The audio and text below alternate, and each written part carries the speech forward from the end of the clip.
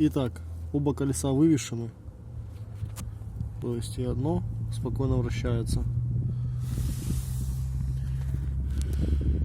И второе вот спокойно вращается, не на земле.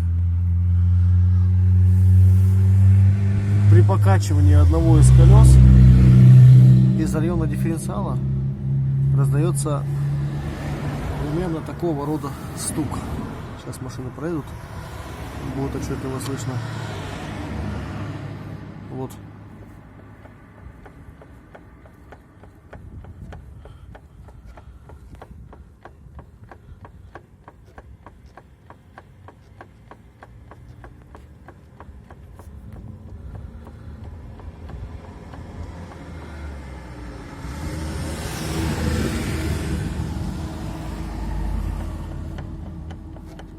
Момент именно при очень резком подергивании туда-обратно.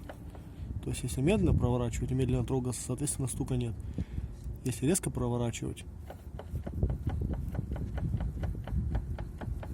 то вот стук есть. Что за правое колесо,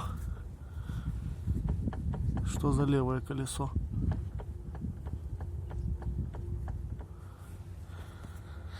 Есть у меня предположение, что это дифференциал, сателлиты.